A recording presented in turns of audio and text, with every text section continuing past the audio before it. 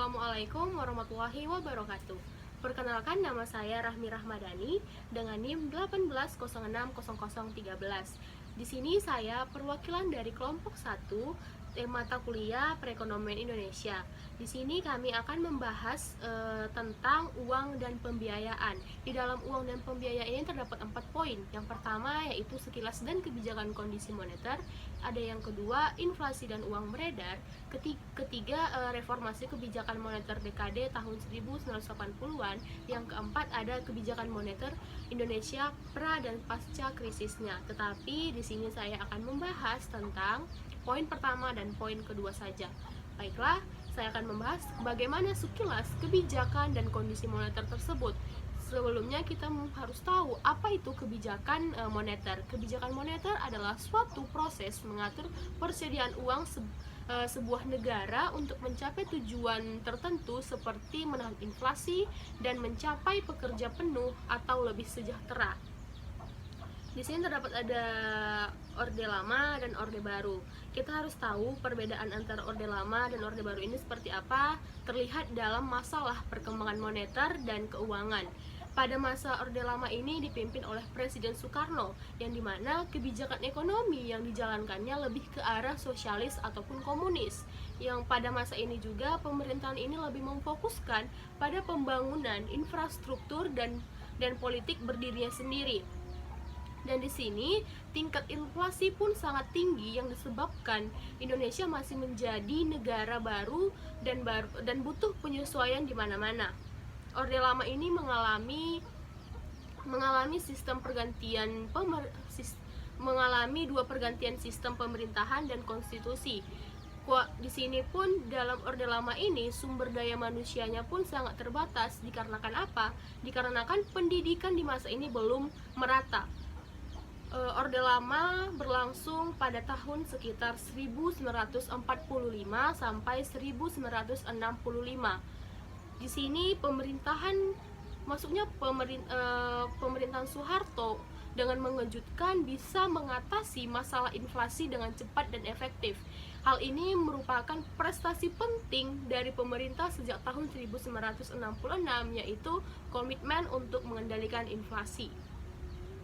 Baiklah, selanjutnya yaitu pada masa Orde Baru, yang dimana kebijakan ekonomi pada masa pemerintahan Orde Baru ini dipimpin oleh Presiden Soeharto, yang dimana kebijakan ekonominya dijalankan bersifat terbuka dan berhaluan liberal ataupun kapitalis.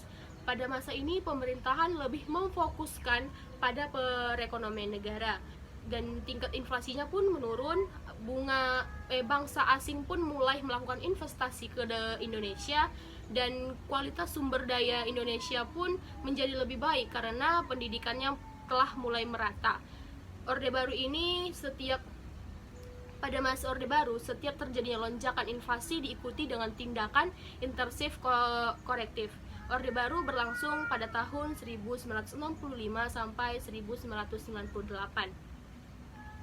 Selanjutnya saya akan membahas tentang bagaimana sejarah, manajemen, dan reformasi makro terdiri dari beberapa isu analitis. Yang pertama yaitu ada pemulihan keseimbangan internal pada akhir dekade 1960-an. Yang kedua yaitu ada penyesuaian gejolak eksternal selama dekade kejayaan minyak bumi. Yang ketiga ada kombinasi instrumen kebijakan moneter selama periode pasca 1966. Yang keempat ada reformasi kebijakan yang lambat sampai 1983. Proses pendalaman dan penetapan finansialnya pun secara bertahap. Selanjutnya yaitu terdapat 5 ciri-ciri pokok yang menonjol dari perilaku dan hasil kebijakan moneter dan finansial sejak tahun 1966.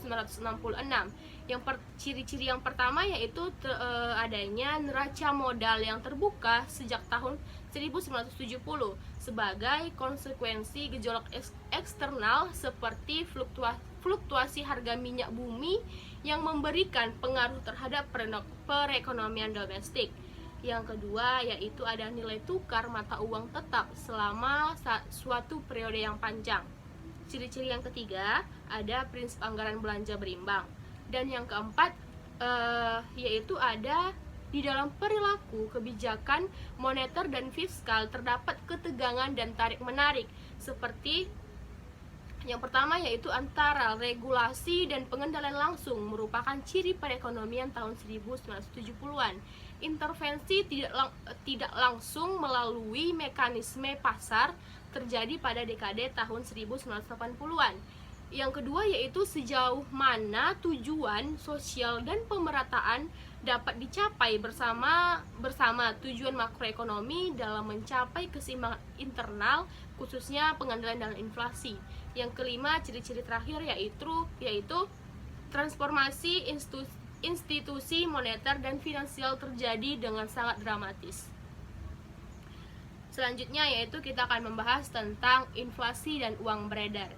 Kita perlu tahu apa itu inflasi. Inflasi merupakan kondisi di mana terjadi kenaikan harga barang dan jasa dalam sebuah negara seiring dengan waktu. Ketika terjadi inflasi ini, kemampuan kita membeli barang pun akan menurun. Contohnya saja, ketika kita semula bisa membeli sebuah barang dengan harga cuma Rp5.000, maka belum tentu tahun berikutnya kita membeli barang tadi dengan harga Rp5.000 juga. Makanya terjadi penyebab inflasi pun sangat beragam. Sedangkan adapun efek dari inflasi ini tentunya akan sangat merugikan masyarakat, dikarenakan dengan jumlah uang yang sama kita hanya dapat membeli barang yang sama tetapi dengan jumlah yang sedikit. Adapun tingkat inflasi yang tinggi bisa dikendalikan dengan cepat yaitu pada dekade tahun 1960-an, dan terjadinya defisit anggaran itu penyebab utamanya yaitu pertumbuhan jumlah uang beredar dan cepat berhasil dikendalikan. Yang ketiga yaitu ada rendahnya tingkat inflasi tahun 1971 dan 1972 yang bersifat sebentar.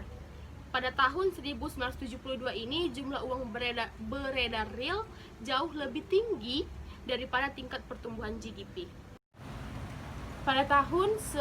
Sejak tahun 1967 sampai dengan 1972, rasio GDP itu meningkat secara turut berturut sebesar 70% sampai dengan 140%, yang dimana terjadinya inflasi pun pada tahun 1972 ini terjadi inflasi itu krisis beras, yang dimana harga beras tersebut meningkat 2 kali lipat selama bulan Agustus sampai dengan Desember. Hal ini menyebabkan inflasi yang tajam pada tahun 1973. Di sini pada tahun 1973 ini inflasi menjadi lebih tinggi, akibatnya meningkatnya harga minyak bumi hingga 4 kali lipat, sehingga pada tahun 1973 inflasi menjadi lebih tinggi, akibatnya meningkatnya harga minyak bumi hingga 4 kali lipat, sehingga pendapatan pemerintah dan nilai ekspor pun semakin meningkat.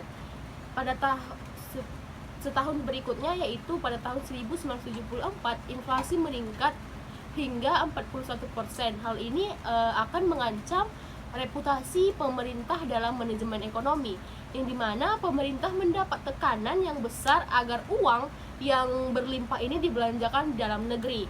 Instrumen menciptakan deflasi sangat dibutuhkan. Suku bunga dinaikkan, reserve rekrutmen bank-bank ditingkatkan hingga 30%, dan ekspansi kredit komersial dibatasi jumlahnya.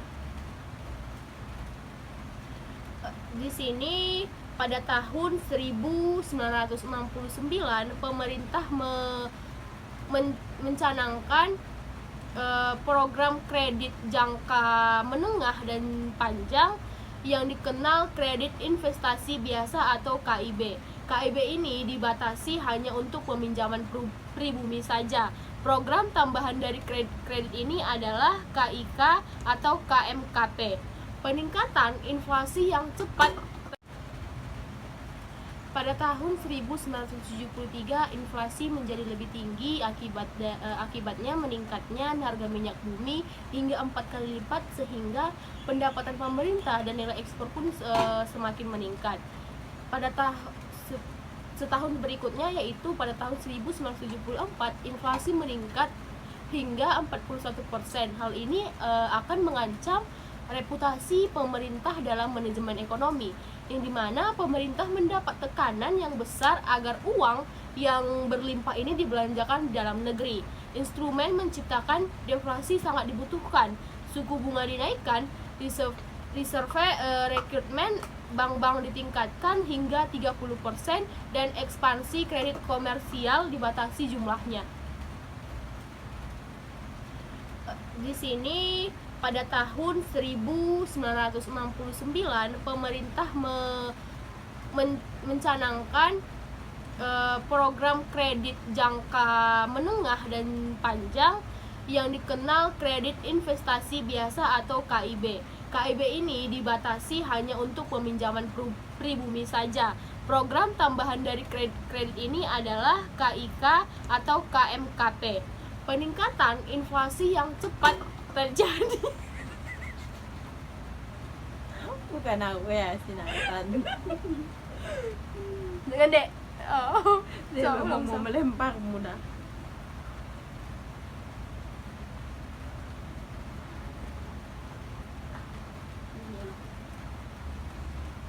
Udah. 1, 2, 3. Pada tahun 1969 pemerintahan melakukan program kredit jangka menengah dan panjang yang dikenal kredit investasi biasa ataupun KIB. KIB ini dibatasi hanya untuk peminjam pribumi saja. Program tambahan dari kredit ini adalah KIK atau KMKP. Peningkatan inflasi yang cepat terjadi lagi pada tahun 1979, di mana rupiah didevaluasi sebesar 50% terhadap dolar Amerika Serikat. Sebuah program pengendalian harga mempertahankan devaluasi yang sudah dilakukan. Setahun kemudian harga minyak bumi meningkat 2 kali lipat selama tahun 1980 sampai dengan 1981. Selanjutnya yaitu kita akan membahas cadangan devisa. Cadangan devisa ini merupakan sumber utama pertumbuhan uang beredar. Cadangan devisa meningkat lebih dari 50%. Pemerintah mengalami kesulitan dalam mensterilisikan dampak moneter dari kejayaan minyak bumi. Pertumbuhan uang beredar meningkat pada tahun 1980 meskipun pemerintah sudah menjalankan surplus anggaran belanja yang efektif bersamaan otoritas moneter. Adapun bagaimana cara mengurangi banyaknya jumlah uang beredar, terdapat ada 3, yaitu menanamkan modal di luar negeri, membayar utang luar negeri, dan yang terakhir yaitu membelanjakan pada sektor yang padat barang impor. Pada tahun 1969 pemerintahan melakukan program kredit jangka menengah dan panjang yang dikenal kredit investasi biasa ataupun KIB. KIB ini dibatasi hanya untuk peminjam pribumi saja. Program tambahan dari kredit ini adalah KIK atau KMKP. Peningkatan inflasi yang cepat terjadi lagi pada tahun 1979, di mana rupiah didevaluasi sebesar 50% terhadap dolar Amerika Serikat. Sebuah program pengendalian harga mempertahankan devaluasi yang sudah dilakukan. Setahun kemudian harga minyak bumi meningkat 2 kali lipat selama tahun 1980 sampai dengan 1981. Selanjutnya yaitu kita akan membahas cadangan devisa. Cadangan devisa ini merupakan sumber utama pertumbuhan uang beredar. Cadangan devisa meningkat lebih dari 50%. pemerintah mengalami kesulitan dalam mensterilisikan dampak moneter dari kejayaan minyak bumi.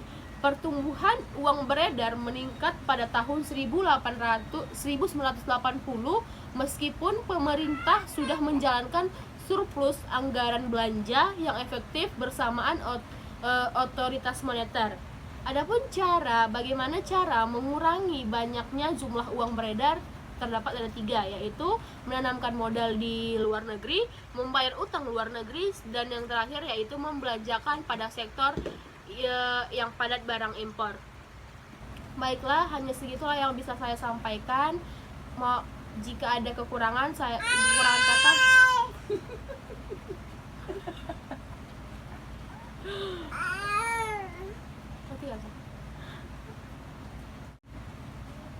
Baiklah, sekianlah hasil dari presentasi saya tentang uang dan pembiayaan.